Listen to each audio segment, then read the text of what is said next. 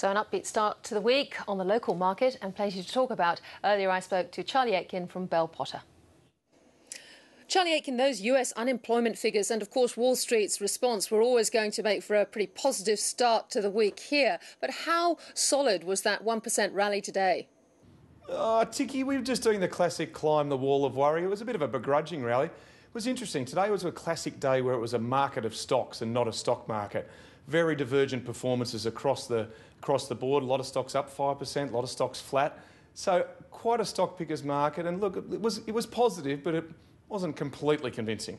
So no sector doing any better or worse than the other? Well, definitely the main action was in the materials sector, in the resource stocks and those that service them. Most of the major mining stocks up 2 to 5%. Mid-cap mining stocks up 5% generally. There's some very big moves in copper-related stocks. Those that service them, the mining services stocks, doing well. But banks struggling again a little bit. Defensive stocks struggling a little bit again.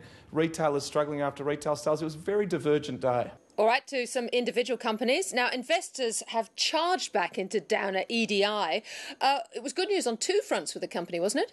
Well, actually, yeah. Now, Downer, it's been a dog for a long time, actually. No offence to the company, but it's been a big underperformer. They got two bits of good news today. A bit of a capital injection by the New South Wales government into the Reliance Rail joint venture, which makes the Waratah, troubled Waratah trains, and also a $570 million mining contract. So two bits of good news in a stock that's been lowly rated, and the stock up 7%, which just shows you that it doesn't take much to get things moving at the moment. And I see a big investment group, Perpetual, is parting company with its CEO, Chris Ryan, after just 1 year, and a 4% share price rise on the same day.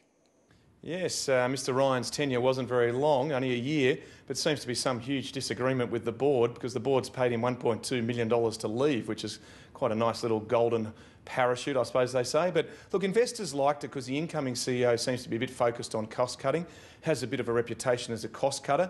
Some people believe Perpetual has quite a high cost structure, particularly in the tough markets we find ourselves in, and investors are sticking the stock up 4%, which is unusual when a CEO leaves. Yes, quite. And uranium explorer Extract Resources now has a timetable for its $2 billion takeover by Chinese interests. Yes, ASIC all but enforcing what is really a put up or shut up clause here by March 1st, expecting that the Chinese either make a full bid for Extract at $8.65 or they go away. Look, I think this is quite good for Extract shareholders, and I think the board's done the right thing, saying, well, do nothing until we can perhaps find a better offer or we'll deal with this. And Extract shares were flat today, but it does bring it to a head, Tiki. Charlie Aitken, always good to kick off the week with you. Thanks very much. Thanks, Tiki.